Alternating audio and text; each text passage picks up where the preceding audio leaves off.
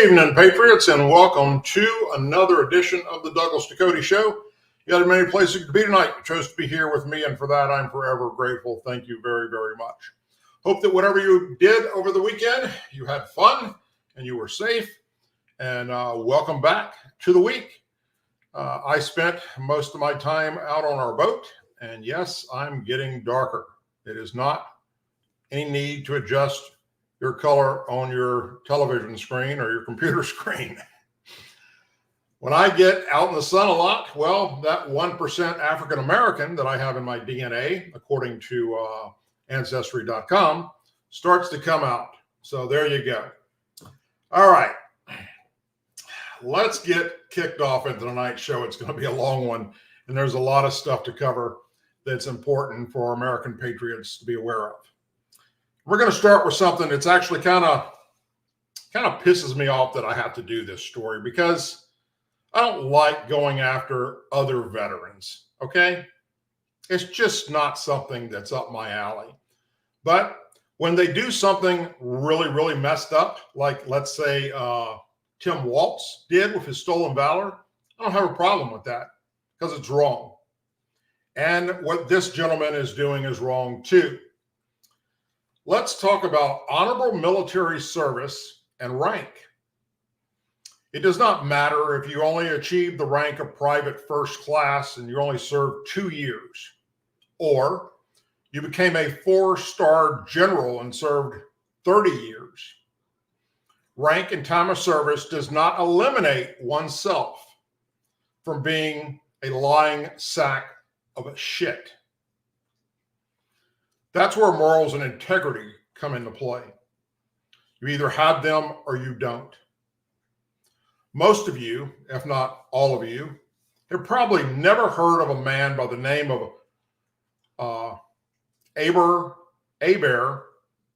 maybe it's Herbert, but I think it's Aber. If it's in Louisiana, it would be pronounced Aber, but it's probably pronounced Herbert, Herbert. Raymond McMaster, aka H.R. McMaster. Well, he served in the United States Army for 34 years and achieved the rank of 3-star general. He is a highly decorated Army soldier, having served combat deployments, including Operation Desert Storm, Operation Iraqi Freedom, and service in Afghanistan.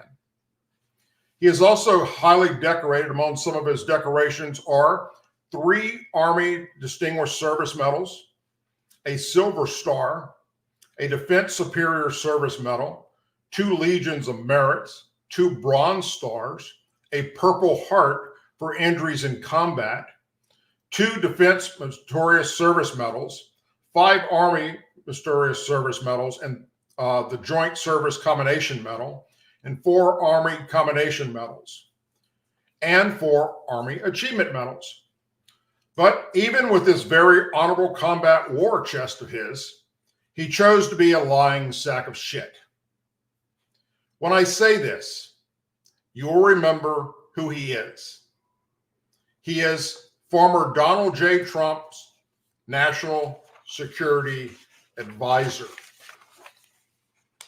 Well, H.R. McMaster told CNN yesterday that part of the blame for the blotched U.S. withdrawal from Afghanistan rests on former President Trump's shoulders. Now, I know that some of you are thinking right now that maybe you didn't hear that correctly, and maybe you need to adjust your volume. So I'm going to repeat that. He told CNN yesterday that the botched U.S. military withdrawal in Afghanistan rests on former President Trump's shoulders. That's right, you heard me correctly. He is blaming Trump for Joe Biden's failure with the withdrawal of U.S. forces from Afghanistan. The same Donald Trump, who was not the president at the time of the withdrawal and had been out of office for a good 7 months. McMaster's a retired U.S. Army Lieutenant General which is a 3-star general, told network anchor Anderson Cooper on CNN that the former president's decision to withdraw from Afghanistan while negotiating with Taliban leaders set the stage for the malign U.S. pullout from the country under the Biden administration that led to the deaths of 13 U.S. service members. Now, I, Douglas Ducote, was not there to know what Trump did or did not say or negotiate with the Taliban. I do know, as does the world, that the Biden administration negotiated heavily with the Taliban and are still doing so to this very day, and gave them, our enemy, the Taliban, aid and comfort in the tune of billions of dollars and billions of dollars worth of military equipment. And you, sir, know this very well. And that is treason 101. But what you are claiming is President Joe Biden had no choice but to pull out the way he did because of Trump's previous talks. That, sir, is bullshit, and you know damn well it's bullshit. You go on to say, so the whole premises of talking to the Taliban before you leave Afghanistan, what the heck were we even doing that for? McMaster said, slamming his former boss during his latest media appearance, promoting his new book titled At War with Ourselves. Please don't go buy it. Now, Trump's 2024 campaign promised that he will fire every U.S. official who contributed to the withdrawal if reelected. And I believe this is McMaster's way of CYA, cover your ass.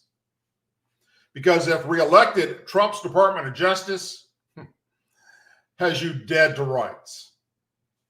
Now, a partisan U.S. review of the withdrawal led by National Security Council, who's anti-Trump, summarized by the White House in 2023, stated that Biden's choices involving the situation were severely constrained by conditions created by his predecessor.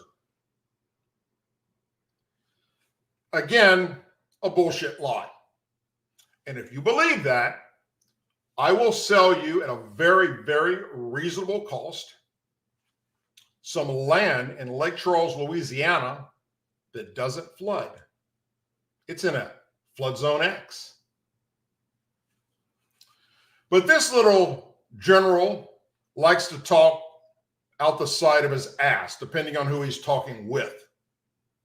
Case in point, during an interview with Fox News on Monday, the day before the CNN interview, McMaster's criticized the Biden administration regarding the withdrawal, stating that Biden's team was in denial about the consequences of the pullout.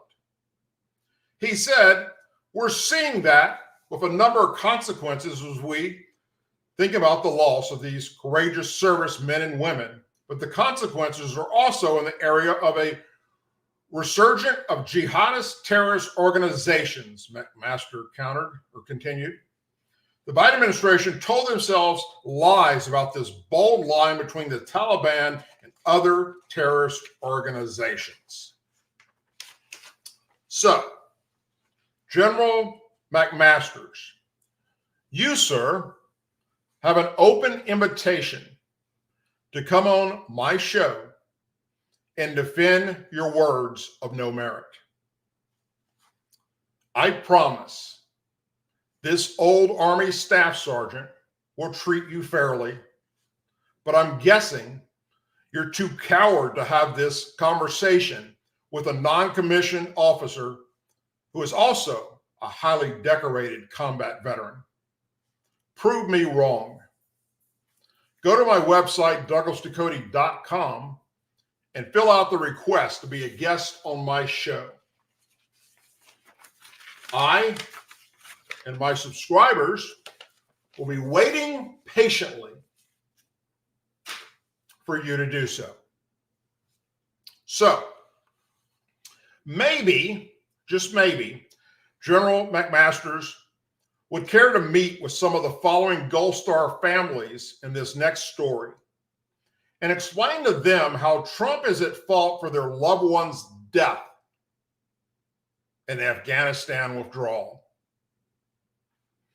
Grieving Gold Star parents tore into the Biden-Harris administration yesterday as the nation marked 3 years since the terrorist attack at Afghanistan's Kabul airport, claiming the lives of 13 U.S. service members. Through the scrutiny has largely remained on President Biden in the years since. One Gold Star dad who lost his son at the Abbey Gate attack was determined not to let Vice President Kamala Harris off the hook. She owns this as much as Biden does. Mark Smith's father of late Marine Lance Corporal Jared Smith said, "She's following in the politics that Joe Biden has ushered in during his presidency, and obviously neither one of them know what the heck they're doing. And that terrifies me because we know we can't bring our kids back," he continued. "What we want to see is the military that is out in the field right now, those families never be put through what we were put through. It's been absolutely shameful." Harris issued a statement yesterday addressing the anniversary of the attack by listing the names of those and making a pledge to fulfill our sacred obligation to care for our troops and their families and always honor their service and sacrifice, she said. "Today and every day, I mourn and honor them. My prayers are with their families and loved ones. My heart breaks for their pain and their loss. These 13 devoted patriots represent the best of America, putting our beloved nation and their fellow Americans above themselves and deploying into danger to keep their fellow citizens safe," said the statement. She continued, "As I have said, President Biden made the courageous and right decision to end America's longest war. Over the past 3 years, our administration has demonstrated that we still eliminate terrorists, including the leaders of Al-Qaeda and ISIS, without troops deployed into combat zones." Now, for somebody who's been the vice president and right there next to Joe Biden in all of the withdrawal from Afghanistan meetings, she's on record saying, oh, she was the first one in the room and the last one to leave the room at all of those negotiations that were taking place with the leaders of the Pentagon. She doesn't realize, and she's still the vice president, by the way, that we have troops in harm's way as I speak, deployed in combat zones, getting combat pay, being shot at and attacked by terrorists, and she wants to be the next commander-in-chief of our military?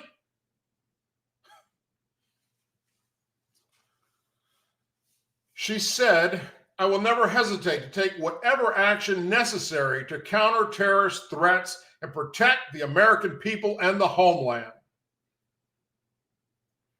Gold Star mom Shanna Chappelle specifically blamed the current administration for the death of her son, Marine Lance Corporal Kareem Naku.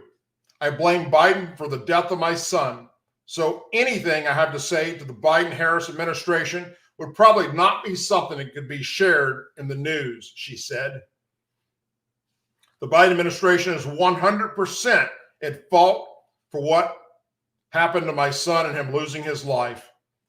And I now look at the way our country is going, and I think this is not what my son died for. He did not die to watch our country go down the path that it's going," she added. Consumed by grief, his brother, another one of her sons, took his own life.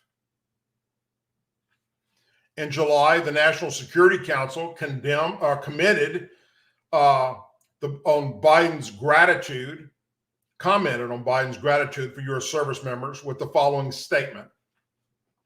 President Biden cares deeply about our service members, their families, and the immense sacrifice they've made. That's why the president attended the dignified transfer of the 13 brave service members who lost their lives in Afghanistan on August 26, 2021, as well of those who lost their lives in Jordan earlier this year. NSC spokesperson Andrea Watson said. And he said then and continues to believe now, our country owes them a great deal of gratitude and a debt that we can never repay, and we will continue to honor their ultimate sacrifice. Well, newsflash, madam. Did you not see during that transfer of the bodies off that C-17 on the tarmac, Joe Biden several times look at his watch? I did. The American people did, especially those Gold Star families. Guess you missed that, madam. So here's a start to helping these families recover from this avoidable tragedy. Don't vote for Harris Waltz this November.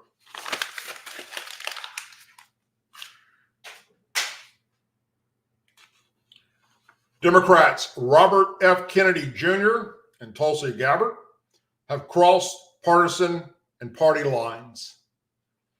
As President Trump's broad coalition of supporters and endorsers expanding across party lines, we are proud that Robert F. Kennedy Jr. and Tulsi Gabbard have been added to the Trump-Vance transition team, Trump campaign senior advisor Brian Hughes said. We look forward to having these powerful voices on the team as we work to restore America's greatness, he added. RFK Jr., who began the 2024 cycle running for president as a Democrat, then shifted to run as an independent, then suspended his campaign last week and endorsed President Trump. Historic move for a member of the Democrats and a Democrat Kennedy family dynasty. Former Representative Tulsi Gabbard also switched party affiliations and considers herself an independent now. Gabbard, a veteran and the former Democrat representative for Hawaii's 2nd Congressional District, endorsed Trump this week. I am proud to stand here before you today, whether you're a Democrat, a Republican, or an independent, she said. If you love our country as I do, if you cherish peace and freedom as we do, I invite you to join me in doing all that we can to save our country and elect President Donald J. Trump and send him back to the White House to do the tough work of saving our country and serving the people. Meanwhile, JFK Jr. took to social media this week to give his own definition of what MAGA is. Make America Great Again recalls a nation brimming with vitality, with a can-do spirit, with hope and belief in itself.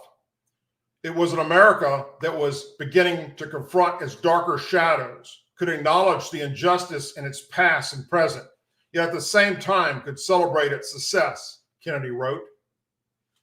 It was a nation of broad prosperity, the world's most vibrant middle class, and idealistically belief, though not consistently applied, in freedom and justice and democracy.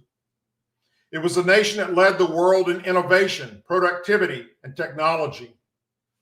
And it was the healthiest country in the world. I've talked to many Trump supporters about this. I've talked with his inner circle. I've talked to the man himself. This is the America they want to restore. Bottom line here, two things. Both RFK and Gabbard reached out to the Harris campaign before making their decision and received no response from Harris or the campaign. And both have come to realize what former Democrats like myself have been preaching for years now. The Democrat Party today is not the same Democrat Party of the JFK era. Today's Democrat Party has been hijacked by the far-left liberals with their sick and twisted ideology. So I say, welcome.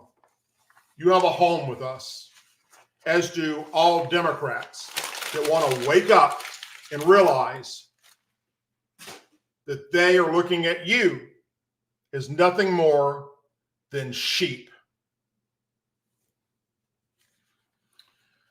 A Middle East policy expert who helped get the Iran nuclear deal signed into law is anticipating that Vice President Kamala Harris will seek a similar agreement with Iran if she wins the White House. The idea that the old nuclear deal can just be restarted, we're past that. Iran's progress on its nuclear program has exceeded the previous limitations. A firm, viable nuclear deal that corrals and runs the ability to accelerate the nuclear weapon that must be the goal, said Joel Rubin, a Democrat strategist and former Obama administration Deputy Assistant Secretary of State for Logistic Affairs to the House. The best way to do that is a nuclear agreement that's firm and verified. Any realistic president would go for that. And that's Kamala Harris. She's a realistic president to be. The Joint Comprehensive Plan of Action, commonly known as the Iran nuclear deal, was signed in 2015 by Iran, members of the United Nations National Security Council, and the European Union. Republicans and some moderate Democrats opposed the agreement, arguing it was too weak to successfully restrain the Islamic regime's nuclear aspirations. Iran hawks and the U.S. also argue the lifting of sanctions on Iran would only serve to embolden its anti-Western leaders. President Trump pulled out of the agreement in 2018 because the deal sucked Iranian goat penis. It did not keep them from moving forward with their nuclear program, you idiot. Iran told the negotiators their nuclear program would be for peaceful purposes, and you and the Obama administration believed them. It did not allow for United Nations nuclear inspections to verify Iran was keeping to their end of the deal. And it released billions of dollars to them, the number one sponsor of terrorism on planet Earth. But former President Barack Obama's allies have maintained it was necessarily to compromise to limit the threat of Iran's nuclear capability and a sure way to bring Iran to the negotiating table. That, my friends, should explain just how gullible these idiots are and still are to this very day. Rubin went on to say, there has to be a way to curb Iran's nuclear ambitions. If they were to get a nuclear weapon, that'd be a threat to the region and to the world, including, of course, the United States. But it is not going to be an easy way forward. Well, here's a news flash for you, sir. The only thing Iran understands is pain and agony and war. That's what they live for, war. So tell our Air Force and our Navy to bring the war to their front fucking door. Our military has the capability, without putting a single troop on the ground, to completely annihilate the Iranian military, its forces, its weapons, its command and control, and its nuclear program. That is the only way they will ever become a nation that is no longer sponsoring terrorists and threatening to nuke Israel and America. They are responsible for Hamas. They're responsible for Hezbollah. They're responsible for Islamic Jihad. And they're responsible for Liberation of Palestine terrorist organization. They are also responsible for the death of many of my brothers and sisters, American forces that served during Operation Iraqi Freedom, enduring freedom in Afghanistan, and many other American troops in places such as Africa and Syria. They are the world's rattlesnake, and the snake needs to have its head chopped completely off once and for all. And that is the only way peace in the Middle East will ever stand a chance in our lifetimes. Case in point, according to the Associated Press, Iran's supreme leader, the Ayatollah, said today, quote, that they would rejoin talks on a nuclear agreement because no harm in interacting with our enemy in certain situations. Send him back to the Fred Flintstone days. That is the only way to fix this cancer spreading across this globe known as Iran. Until they feel the pain of American military might, they will continue to support terrorism and kill innocent men, women, and children, and eventually get a nuclear weapon and follow up on what they claim they will do, which is wipe Israel off the face of the earth and then America.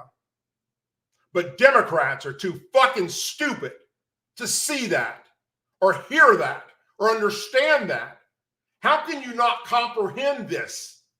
If you just look at the history of Iran and everything that's come out of this regime there, you would understand that the only way they will get to where we need them to be, and not just we, the people, the humans of planet Earth, is to eliminate them, sadly.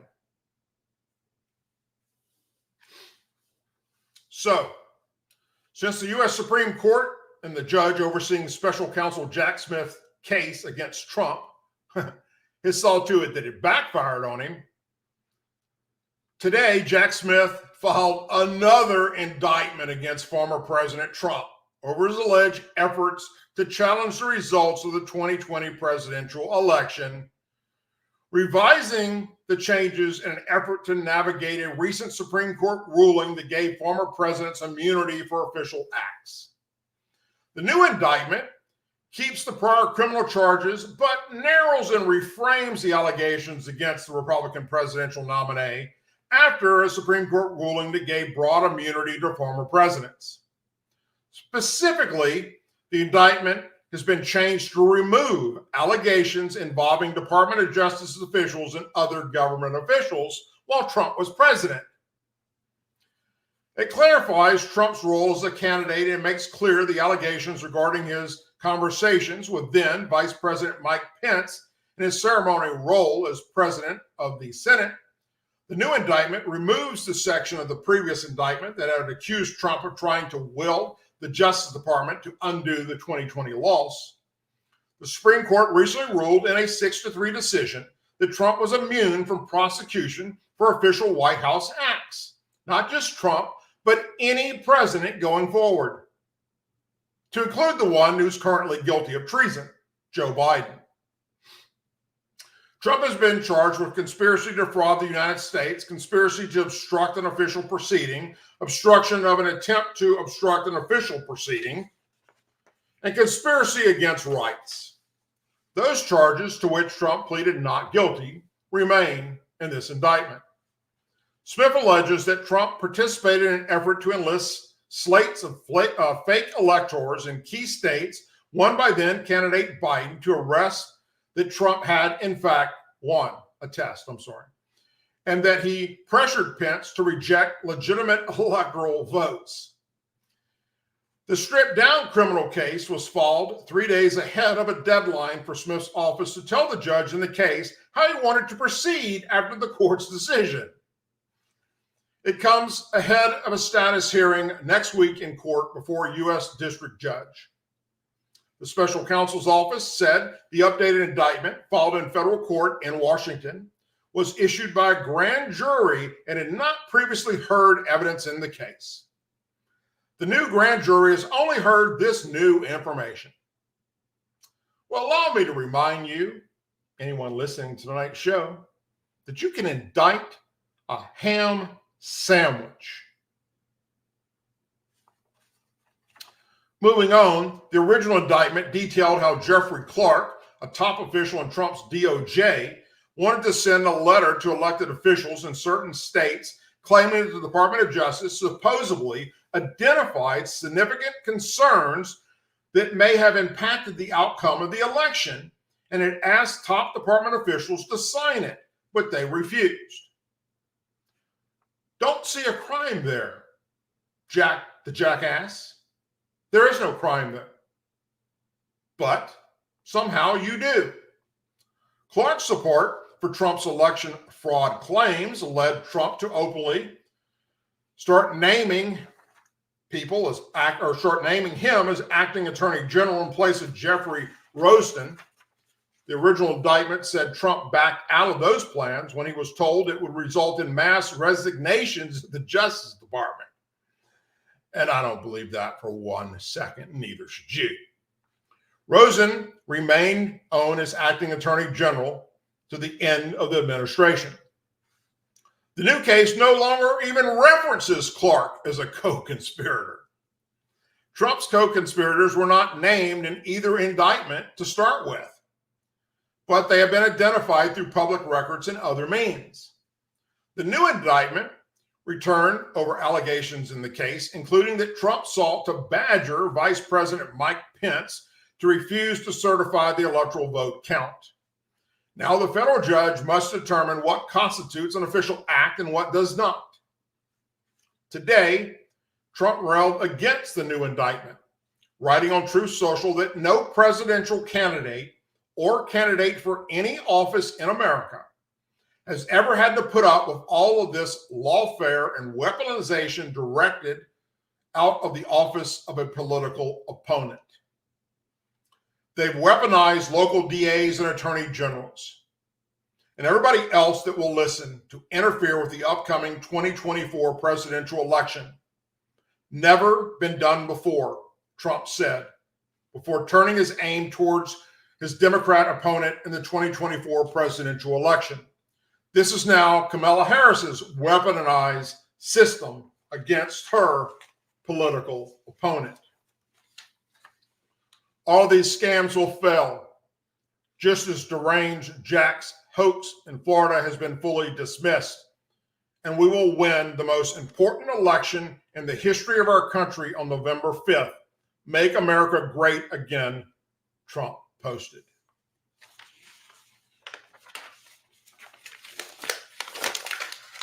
So you put together lock, solid, I got him. We're moving forward and we're sending Donald Trump to prison for life. The Supreme Court comes along and says, checkbox A, B, and C first.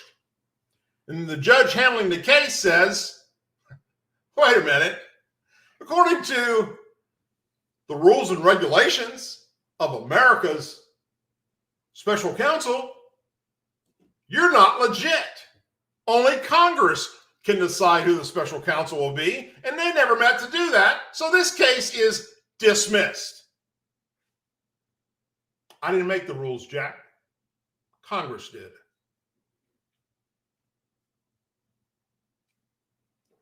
Speaking of cheating in elections, one of the nation's oldest civil rights organizations plans to seek federal legal action against Texas because they executed searches and seizures relating to illegal ballot harvesting ahead of the 2024 election. Texas Attorney General Ken Paxton announced that his office election integrity unit had executed searches in 3 South Texas counties last week as part of his ongoing probe.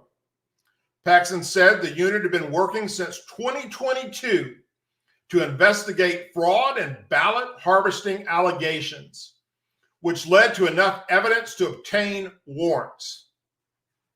And oh, how we keep hearing, like Jack Smith said, there was nothing there. There was never any attempt by anybody other than Trump to make this outcome different. There was no cheating. There was no ballot stuffing. Since 2022, this investigation has been going on. However, officials at the LULAC, the League of United Latin American Citizens, allege the warrant searches constitute raids and wrongfully targeted elderly longtime volunteers who were engaged in lawful ballot collection. I know you're laughing. I can hear it. The national president of the LULAC, Roman Palomas, said he is hoping to go to Washington to meet with Justice Department officials who handle civil rights cases. He alleged that 100% of those targeted were Latino or minority ethnic. 2 or 3 of our members were subject to searches and their certified voter registering, he told Fox News Digital. These are regular people, but for some reason they're targeting them. We think it's unjustifiable. These are tactics that are used to suppress the vote, he said. That's what we feel that's being done, and that's why we're here. I'm here to defend my members, he said. While his office did not return a request for comment, the Attorney General said in a statement that secure elections are the cornerstone of our republic. It is up to law enforcement to investigate any wrongdoing. We're glad to assist when the district attorney referred this case to my office for investigation. We're completely committed to protecting the security of the ballot box and the integrity of every legal vote. This means ensuring accountability for anyone committing election crimes, the DA said. However, Palomas said there may be another political interest in the Uvalde-era counties where the operations took place. Governor Greg Abbott of Texas. Republicans see the 80th State House district as the Democrat seats most primed to flip red in November, according to them. He argued that the LULAC volunteers aren't in Baxter County to help Democrats regain the seat, suggesting the organization is not allowed to do so. There are folks that are working to help, not necessarily her, but to get voters registered so they can vote. We're nonpartisan. We can't tell them how to vote, but we want to register as many people as we can exercise their right, he said. And those are the folks that they have targeted. And it appears that it's targeted around this district, he said. Added that one woman subject to the warrant searches was 80 years old and a former member of the LULAC board. He said law enforcement confiscated her electronics and that she told him she was embarrassed to be stuck outside her house in her nightgown around dawn. He called the way the searches were conducted intimidation tactics. I don't think it's right. You know, she hasn't committed a crime, hasn't been convicted, hasn't been hiding anything, he said. I mean, these are allegations that they hear from somewhere and they come and do these things. A spokesperson for the Justice Department confirmed receipt of the letter from the LULAC today, but declined to elaborate further. Yeah. They're just making this shit up as they go, right? I don't know. Could be true. Could also be election interference. Oh, it could be that they're going out of their way to steal this election too. Just a thought. The Trump campaign today pushed back against the narrative within the media. You ready for this? That Vice President Kamala Harris is taking a more positive approach to border wall construction, calling such claim preposterous. How much longer will the mainstream media allow Kamala Harris to hide and use staff to speak on her behalf? The National Press Secretary for Trump's campaign said in a statement, "It's day 37 of 0 interviews, and Kamala's anonymous campaign sources are now claiming she supports President Trump's border wall. This is preposterous and false claim." Access ran a headline this morning, accusing Harris of a flip-flop on border wall construction. It noted Harris' support for a bipartisan border security bill introduced in January. The bill pushes funding to the border while also authorizing limits on asylum entries. The package, which has the support of Biden administration, has so far failed to drum up enough Republican support to pass the chamber. Also includes a limited amount of funding for additional border wall construction, but it's just a fraction of the $25 billion former President Trump eyed for the same project. While Harris, along with President Biden and Homeland Security Secretary Alejandro Mayorkas, that piece of shit, have consistently backed the bill, Access said that her recent speech at the Democrat National Convention, in which she said she would sign the bill, was a sign of her embracing a more hawkish immigration policy. When I think of her and a hawkish immigration policy, I think of Hawk to a girl. Fits Kamala Harris perfectly fine. Just go ask the former Governor Willie Brown of California. Last year, Joe and I brought together Democrats, conservative Republicans to write the strongest border bill in decades. The Border Patrol endorsed it. By the way, it's a fucking lie. But Donald Trump believes a border deal will hurt his campaign. So he ordered his allies in Congress to kill the deal. Well, I refuse to play politics with our security, and here is my pledge to you. As president, I will bring back the bipartisan border security bill that he killed, and I will sign it into law. I know we can live up to our proud heritage as a nation of immigrants and reform our broken immigration system. We can create an earned pathway to citizenship and secure our border, she said. New ads in which the Harris campaign portrayed the former California senator as tough on the border show images of Trump-era border wall. So let me ask you a question, Ms. Harris.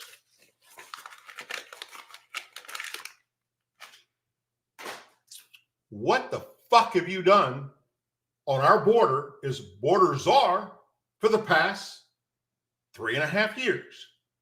Besides, not a damn thing, but lie about it.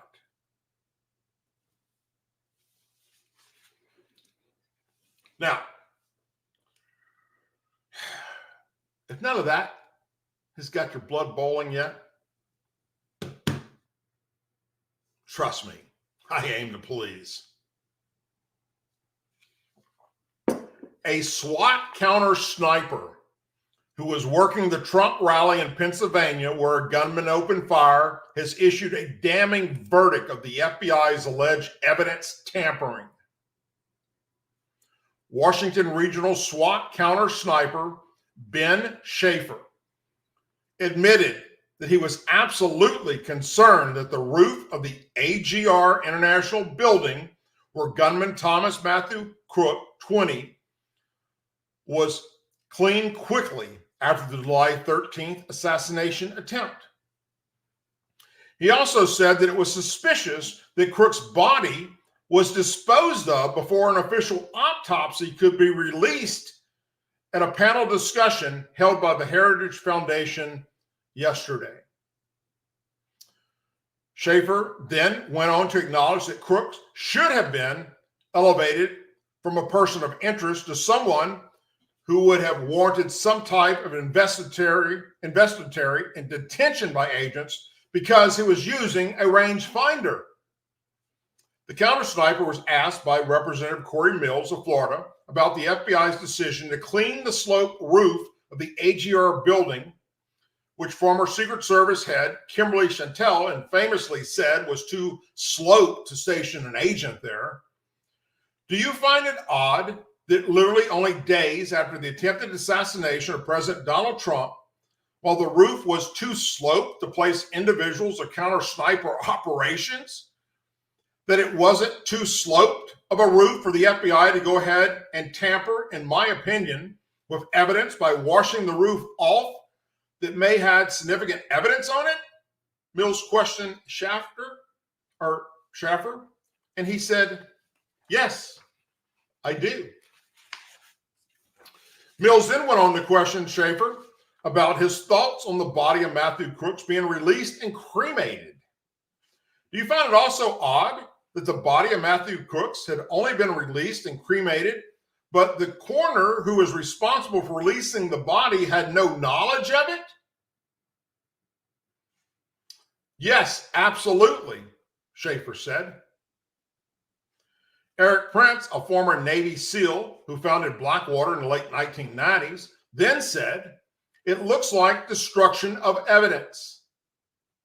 The hearing came just a week after Representative Clay Higgins of Louisiana, who I've had on this show several times and I respect dearly.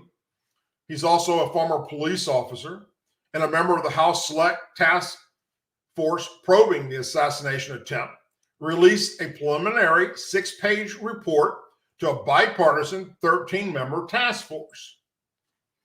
He said that his effort to examine Crook's body on August 5th created quite a stir and revealed a disturbing fact. The FBI released the body for cremation 10 days after July 13th. On July 23rd, Crooks was gone, Higgins wrote, according to the Pittsburgh Post-Gazette. He added that even though the Butler County coroner technically had legal authority over the body, he would never have released it to the family for cremation or burial without specific permission from the FBI to do so. Kind of brings back JFK's assassination and the FBI and the Secret Service, if you ask me. The problem with me not being able to examine the actual body is that I won't know 100% if the coroner's report and the autopsy report are accurate, Higgins wrote. We will never actually know, he argued.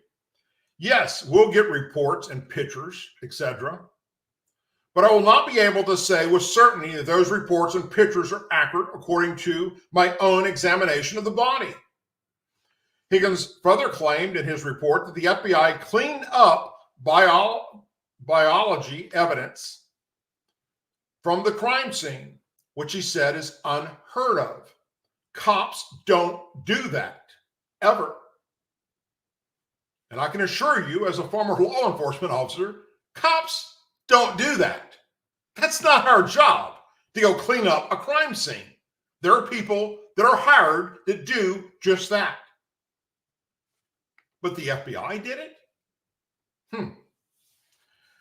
This pattern of investigation, scorched earth by the FBI, is quite troubling. But of course, the FBI has denied any wrongdoing, as we all know.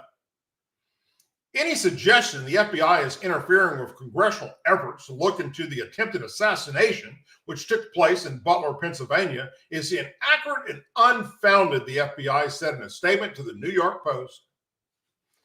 The FBI has been working closely with our law enforcement partners to conduct a thorough investigation into the shooting, and we have followed normal procedures in the handling of the crime scene and evidence. No, you did not. The FBI continues its painstaking work on the investigation to develop a complete picture and possible of what led to the shooting, and we remain committed to maximum transparency as we continue to share information with Congress, which includes participating in open hearings and conducting multiple direct briefings and publish information for the public regarding the outcome of this investigation. And we've already been watching what you testified to, and you look like a bunch of fucking clowns. Seriously. Barney Fife could have done a better job without his gun and his one bullet.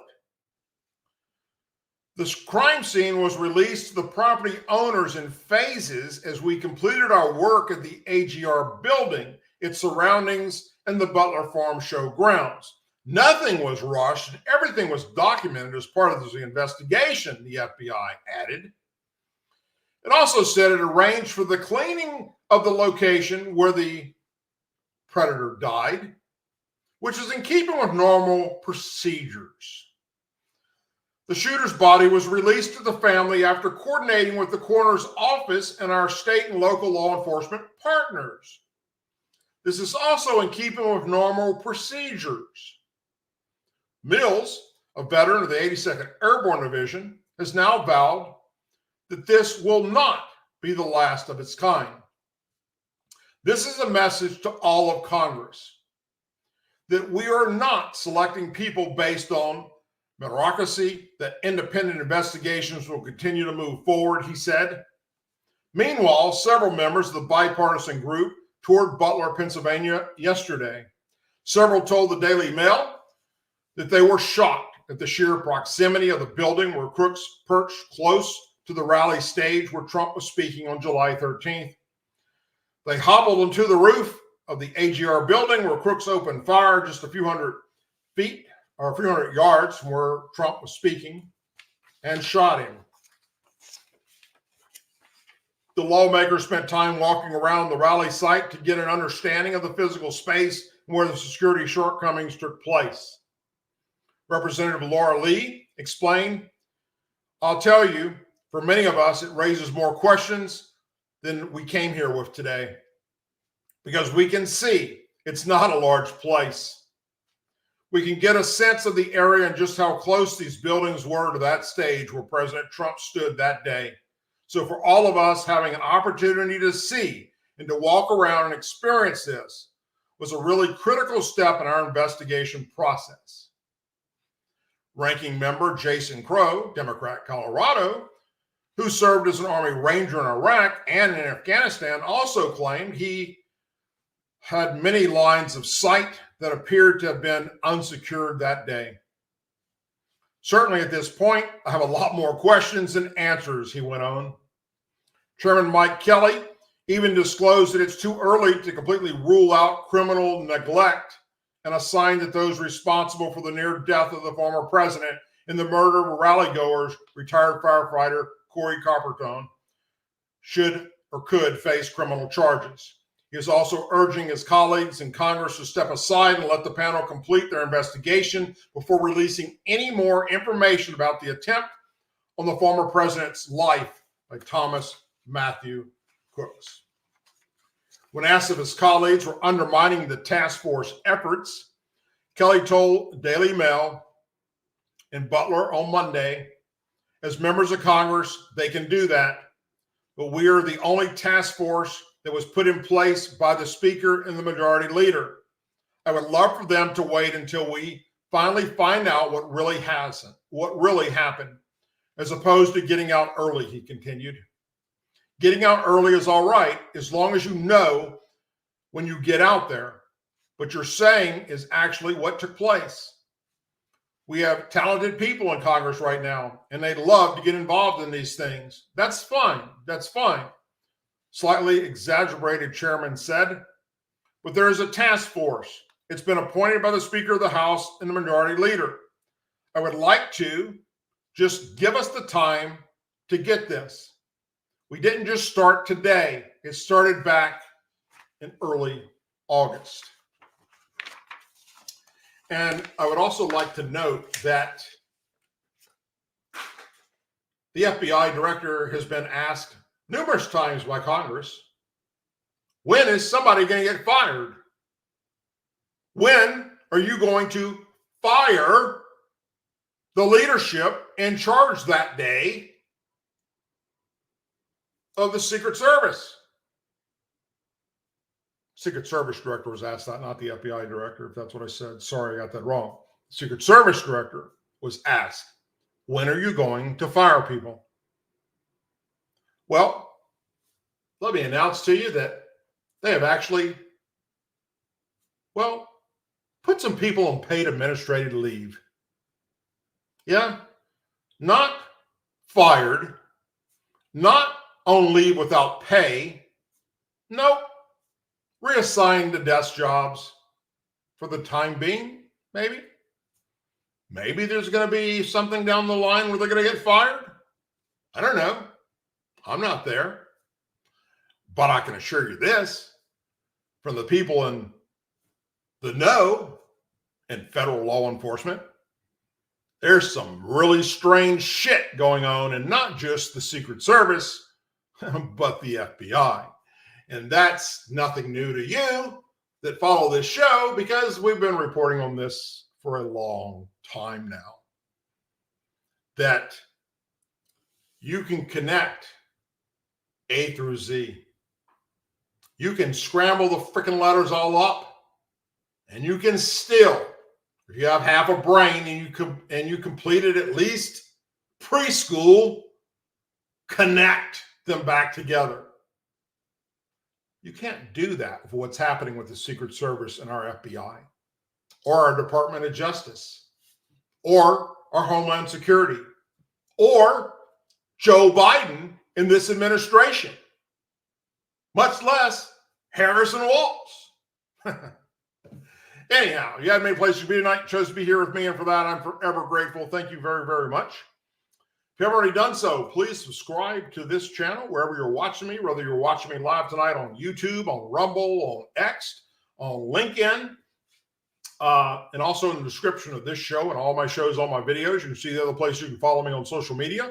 Follow me there, I'll follow you back. That's how we do this, to spread the word. Tell your friends and family about the Douglas Ducote Show. Have them tune in on Tuesdays and Thursdays.